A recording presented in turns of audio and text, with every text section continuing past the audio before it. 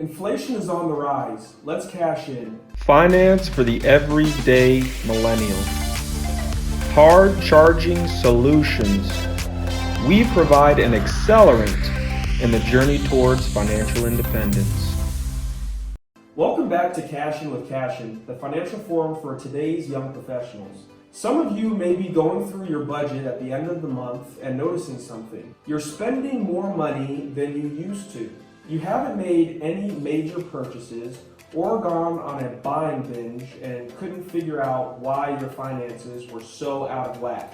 But when you take a closer look, you'll realize that you're paying a lot more for day-to-day expenses like groceries, gas, and insurance than you had planned for. These are needs, not wants, so you can't stop spending on any of them entirely.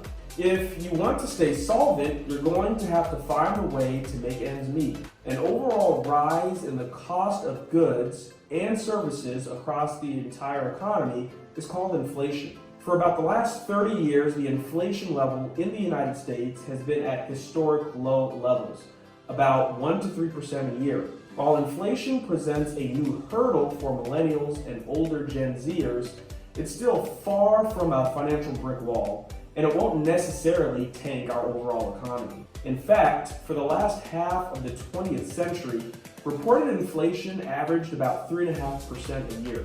In a market-based economy such as ours, events like recession, expansion, inflation, and job growth are all cyclical. But knowing that doesn't help pay the bills, right? Here are a few ideas to help you refocus your finances when prices keep rising. I've said this before, but it really bears repeating now. Good money management starts with a budget. If the idea of a budget scares you, then call it a spending plan. But whatever you call it, make sure it gets done. Knowing your income and expenses is important at any time, but it's absolutely critical when you can't predict what your expenses will be for any given month. Once you know how much you have to spend, look at your monthly cash outflow to see what are my necessary fixed expenses. Things like rent, mortgage, and car payments. They are high priority needs that usually can't be changed, so you have to find a way to cover them. What are my necessary flexible expenses? Think insurance, utilities, cell phone, internet service, gas, and groceries. These are high priority needs that have to be paid, but that you also have some control over. You can shop rates for insurance, cell phone, and internet service and probably find a lower cost provider. You can buy store brand instead of name brand, buy in bulk, or use coupons to manage your food costs. Number 3, what are my optional expenses?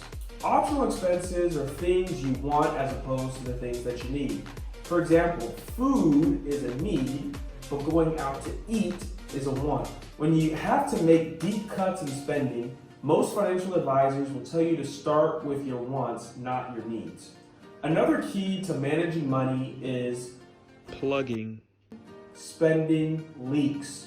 Spending leaks are little things that we spend money on without realizing it. For example, if you fill up your gas tank and then you go into the store and you buy that energy drink, the gas is the necessary expense. The $2 you spent on the drink is an unnecessary leak in your finances. While a few bucks may not seem like a big deal, if you do it often enough, it could cost you $50 or $100 a month. And that's real money. One thing you don't want to do when money is tight is accrue new debt. If you have a credit card with available credit, you may be tempted to go out for a beer after a long day at work or join your friends on a weekend getaway. But new debt means a new expense that will have to be paid down. A better idea is to plan for the occasional splurge and save up the money before you spend it. This will require a bit of financial backbone, but the payoff will lead right to your bottom line. Our entrepreneurial personal finance course can help you build a personal financial blueprint to track your finances for spending, saving, and investing. Check it out at rhinoinvest.co and start today by becoming a member of our Rhino Invest community.